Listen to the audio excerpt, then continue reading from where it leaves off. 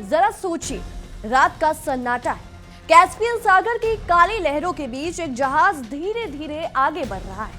ऊपर आसमान बिल्कुल शांत है, समुद्र पर कोई हलचल नहीं। लेकिन इस जहाज के अंदर क्या है, इसकी खबर शायद दुनिया के बहुत कम लोगों को है। जहाज अपनी पहचान बताने वाला ट्रैकिंग सिस्टम बंद कर चुका है।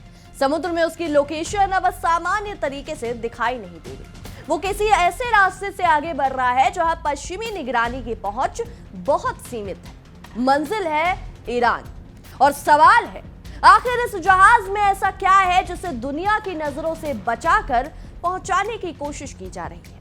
रिपोर्ट्स में दावा किया गया है कि रूस इसी तरह एक बेहद संवेदनशील समुद्री नेटवर्क के जरिए ईरान तक सैन्य सामग्री पहुंचाने में मदद कर रहा है।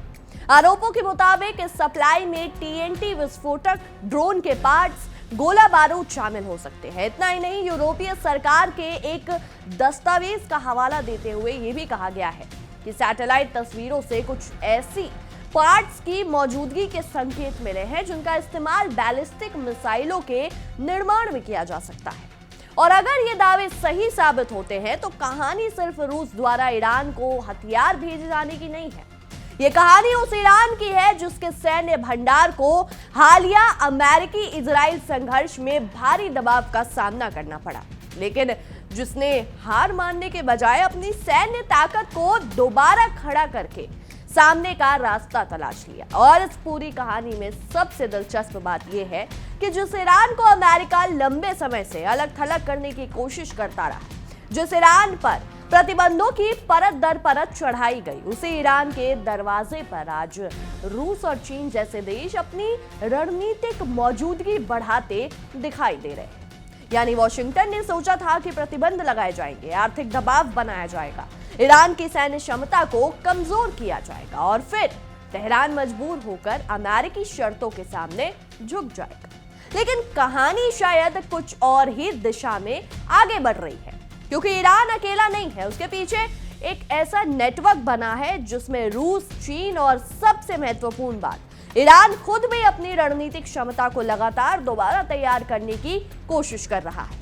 अब जरा उस रास्ते को समझिए जहां से ये कथित सप्लाई गुजर रही थी।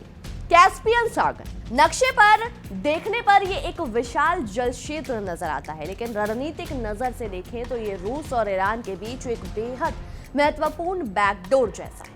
इसके आसपास रूस, ईरान, कजाकिस्तान, तुर्कमेनिस्तान और अजरबैजान मौजूद है। यानी ऐसा समुद्री क्षेत्र जहां रूस और ईरान की भौगोलिक नजदीकी उन्हें एक ऐसा विकल्प देती है जो दूसरे अंतर्राष्ट्रीय समुद्री रास्तों की तुलना में पश्चिमी निगरानी से बचने के लिए ज्यादा उपयोगी हो सकता है। और यही वजह है कि कैस्पियन सागर सिर्फ पानी का एक इलाका नहीं है, यहाँ भूगोल खुद रणनीति बन जाता है। जरा सोचिए, अगर किसी देश को सैन्य सामग्री दूसरे देश तक पहुंचानी हो और ऐसा रास्ता इस्तेमाल करे जहां जहाजों की आवाजाही पर पश्चिमी निगरानी अपेक्षाकृत सीमित हो, तो उसका क्या फायदा होगा? सबसे बड़ा फायदा होगा अनिश्चितता, और युद्ध की दुनिया में अनिश्चितता खुद एक हथियार होती है। रिपोर्टों में दावा किया गया है कि समुद्री नेटवर्क में कुछ जहाज अपने AIS यानी ऑटोमेटिक आइडेंटिफिकेशन सिस्टम को बंद कर सकते हैं। AIS वो सिस्टम है जिसकी मदद से जहाज की जो लोकेशन और उसकी आवाजाही है उसको ट्रैक करना आसान होता है। जब ये सिस्टम बंद हो जाता है तो जहाज की गतिविधियों को सामान्य ट्रैकिंग सिस्टम से पकड़ना ज्यादा मुश्किल हो जाता है। अब जरा सोचिए, एक जहाज कैस्पियन सागर में आगे बढ़ रहा है, उसका ट्रैकिंग सिग्नल गायब है, वो कहां जा रहा है, किस बंदरगाह पर पहुंचेगा, उसके अंदर क्या है? इन सवालों के जवाब हर किसी के पास नहीं। और यही से कहानी में सस्पेंस पैदा होता है, क्योंकि पश्चिमी देशों की रणनीति लंबे समय से यही रही है कि ईरान तक पहुंचने वाले सैन्य और तकनीकी सप्लाई चेन पर नजर रखी जाए, प्रतिबंध लगाया जाए, कंपनियों और जहाजों को चिन्हित किया जाए, सप्लाई नेटवर्क को तोड़ा जाए। लेकिन अगर रूस और ईरान ने कैस्पियन सागर को एक वैकल्पिक चैनल की तरह इस्तेमाल करना शुरू कर दिया, तो अमेरिका के लिए यह समस्या ये है कि उसकी निगरानी की पुरानी रणनीति को एक नया सिरदर्द मिल गया है। क्योंकि यहाँ सवाल सिर्फ एक जहाज का नहीं है, सवाल है पूरे नेटवर्क का। रूस के पास संसाधन है, ईरान के पास रणनीतिक जरूरत है, और कैस्पियन सागर दोनों के बीच एक ऐसा रास्ता उपलब्ध कराता है जो पश्चिमी दबाव के बीच वैकल्पिक संपर्क कायम रखने में मदद कर सकता है। अब कहानी को थोड़ा पीछे ले चलते हैं। कुछ साल पहले तक तस्वीर बिल्कुल अलग थी। यूक्रेन युद्ध के दौरान ईरान पर आरोप लगे कि उसने रूस को शाहीद जैसे ड्रोन उपलब्ध कराए। रूस इन ड्रोन का इस्तेमाल यूक्रेन के खिलाफ युद्ध में किया। उस दौर में पश्चिमी देशों ने ईरान पर रूस की मदद करने का आरोप लगाया और तेहरान पर दबाव बढ़ाया। लेकिन इतिहास कभी एक तरफा नहीं चलती।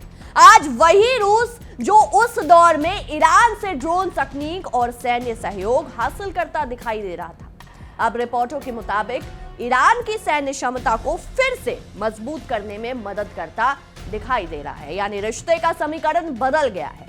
कल ईरान रूस की मदद कर रहा था, आज रूस ईरान की मदद कर रहा है। और इस रिश्ते को सिर्फ लेन देन के रूप में देखना शायद बहुत छोटी तस्वीर होगी, क्योंकि दोनों देशों के सामने एक साझा चुनौती है, पश्चिमी दबाव।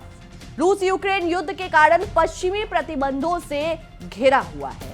ईरान दशकों से अमेरिकी प्रतिबंधों का सामना कर रहा है। दोनों जानते हैं कि पश्चिमी दबाव का सामना अकेले करना मुश्किल हो सकता है, इसलिए दोनों के बीच सैन्य और तकनीकी सहयोग बढ़ना सिर्फ एक हथियार की सप्लाई का मामला नहीं है, ये एक बड़े भू राजनीतिक बदलाव का हिस्सा है। और यही वो चीज है जो वॉशिंगटन को सबसे ज्यादा परेशान कर सकती है, क्योंकि अमेरिका की रणनीति लंबे समय से इस सोच पर टिकी रही है कि अगर ईरान को आर्थिक और सैन्य रूप से दबाव में रखा जाए तो उसकी क्षमता सीमित हो जाएगी।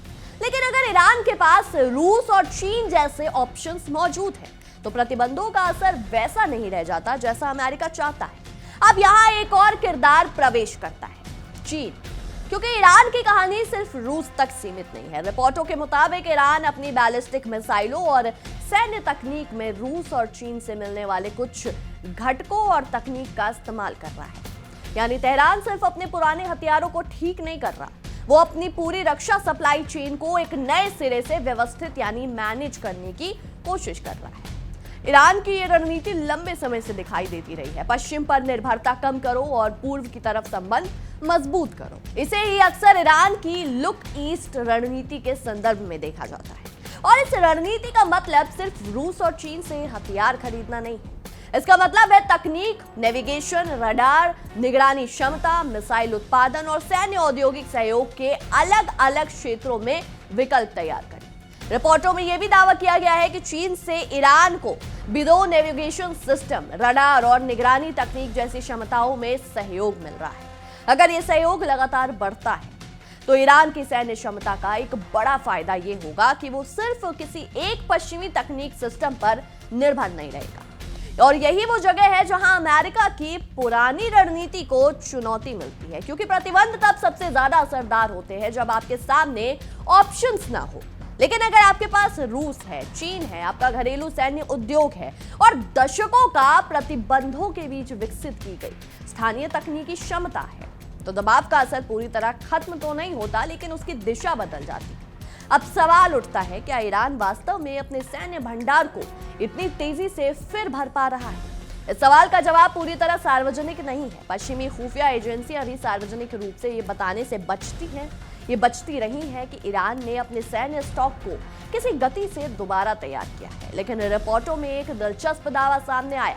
इजरायली खुफिया एजेंसियां इस बात से कथित तौर पर हैरान थी कि ईरान कुछ मिसाइल भंडार को इतनी तेजी से दोबारा तैयार करने में सफल रहा। अब सोचिए, जिस देश के बारे में सालों से कहा गया कि प्रतिबंधों ने उसकी अर्थव्यवस्था को कमजोर कर दिया, जिस देश के बारे में कहा गया कि उसकी सप्लाई चेन, सैन्य सप्लाई चेन पर दबाव बढ़ चुका है, अगर वही देश किसी बड़े संघर्ष के बाद अपेक्षाकृत तेजी से अपनी सैन्य क्षमता को दोबारा खड़ा करने लगे, तो इसका मतलब क्या है? मतलब यह है कि सिर्फ बम गिराकर किसी देश की सैन्य क्षमता को हमेशा के लिए खत्म नहीं किया जा सकता। अगर उस देश के पास स्थानीय उत्पादन की क्षमता है, अगर उसके पास तकनीकी साझेदार है, अगर उसके पास वैकल्पिक सप्लाई रूट है, अगर उसके पास युद्ध से सीखे हुए अनुभव है, एक्सपीरियंस है, तो हर हमला उसके लिए एक नई सीख भी बन सकता है। और शायद ईरान की सबसे बड़ी ताकत यही है।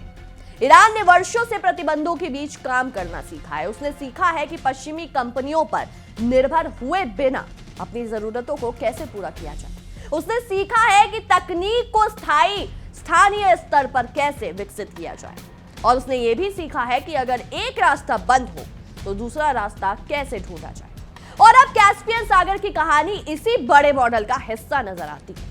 एक तरफ समुद्री रास्ता, दूसरी तरफ रूस और तीसरी तरफ चीन और बीच में ईरान।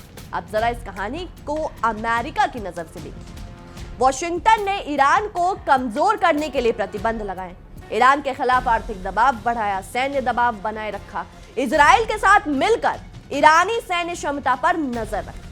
लेकिन अब अगर रूस ईरान की मदद कर रहा है, चीन तकनीकी सहयोग बढ़ा रहा है और ईरान अपने घरेलू सैन्य उद्योग को मजबूत कर रहा है, तो अमेरिकी दबाव का लक्ष्य क्या रह गया?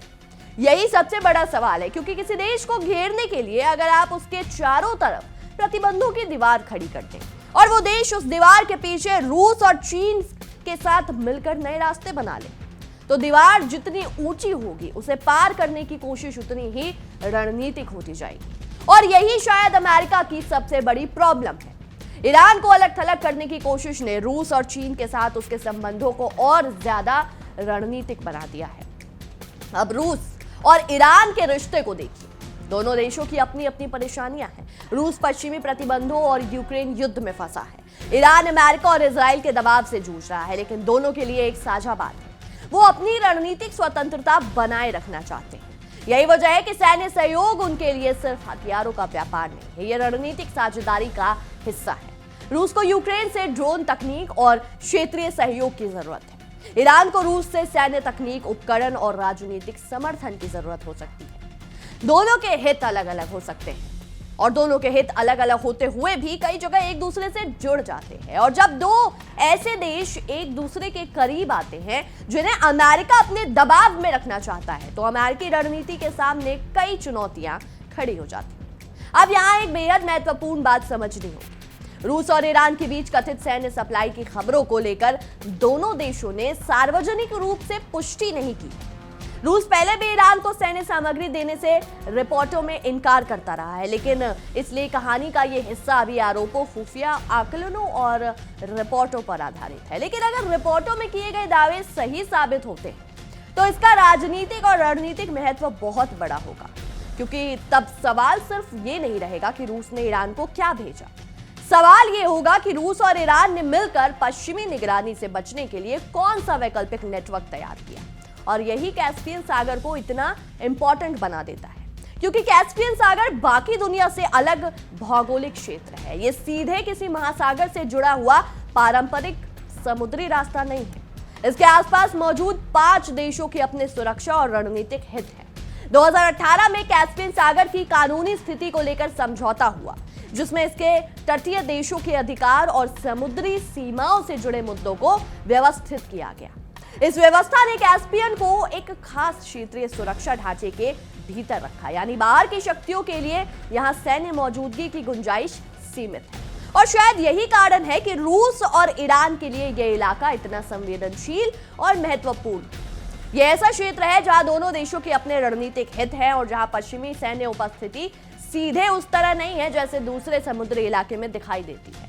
यही वजह है कि अगर इस रास्ते का इस्तेमाल सैन्य सामग्री के लिए किया जा रहा है, जैसा कि रिपोर्टों में दावा है, तो यह अमेरिका के लिए सिर्फ एक लॉजिस्टिक समस्या नहीं होगी, ये रणनीतिक समस्या है।